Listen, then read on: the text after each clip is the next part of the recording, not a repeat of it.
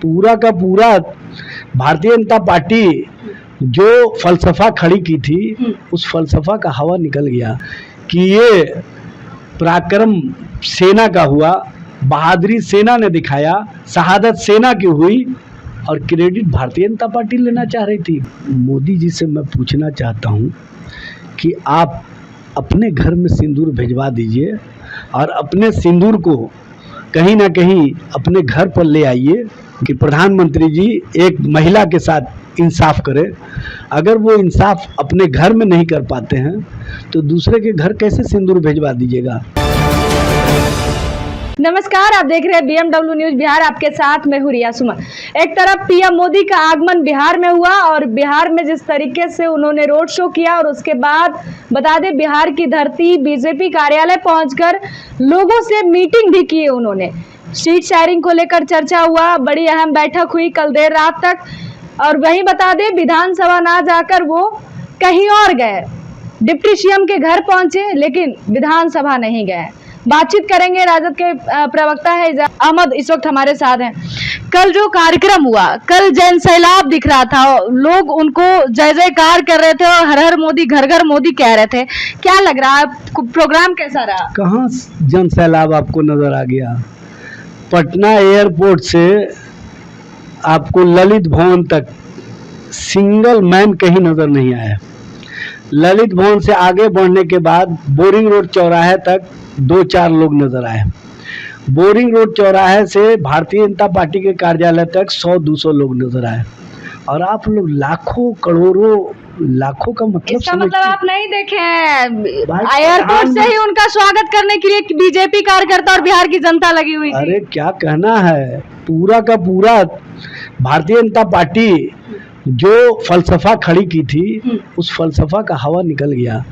Bharatiya Janata party के प्रति लोग पहले से कहा करते थे कि ये जुमलाबाज पार्टी है, ये भ्रम फैलाने वाली पार्टी है और कहीं ना कहीं जो भावनाओं से खेलने का कार्य कर रही थी भारतीय जनता पार्टी, उस भावनाओं को बिहार के लोगों ने अच्छी तरह से समझ लिया कि ये पराक्रम सेना का हुआ, बहादुरी सेना ने दिखाया, शहादत सेना की हुई और क्रेडिट भारतीय जनता पार्टी लेना चाह रही थी। भारतीय जनता पार्टी को बिहार के लोगों ने स्पष्ट संदेश दे दिया कि बिहार में आपकी राजनीति नहीं चलेगी, बिहार में आपके प्रति किस तरह का दृष्टिकोण है, किस तरह का सोच है, यह स्पष्ट रूप से दिखता है, बताने की आवश्यकता नहीं है। मोदी ने कहा घर घर सिंदूर भेजवाएंगे, कैसे देखते हैं इसको? घर घर सिंदूर भेजवाएंगे बिहार की जनता के लिए?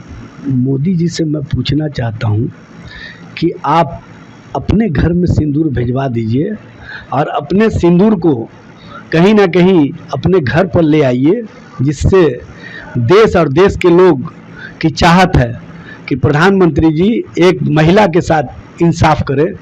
अगर वो इंसाफ अपने घर में नहीं कर पाते हैं तो दूसरे के घर कैसे सिंदूर भिजवा दीजिएगा।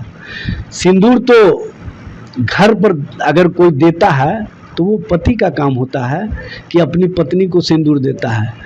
भारतीय जनता पार्टी के नेता कैसे किसी के घर में सिंदूर दे देंगे?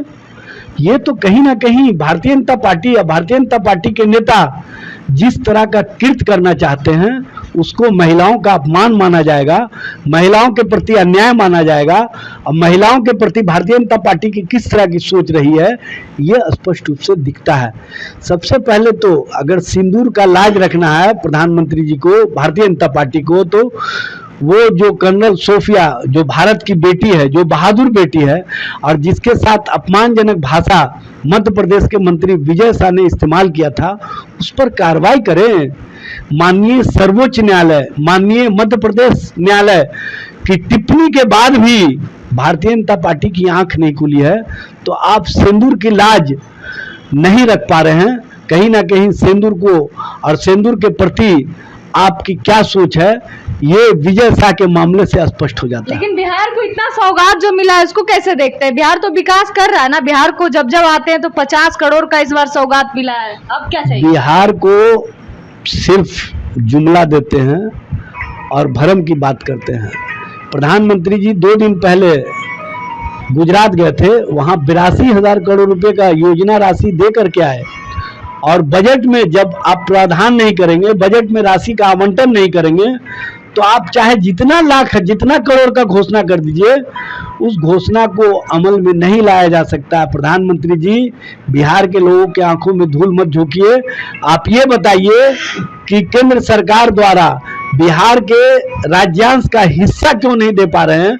बिहार को विकास के मामले में जो उसका जीएसटी का हिस्सा मिलना चाहिए वो क्यों नहीं दे पा रहे हैं? ये स्पष्ट कीजिए ना।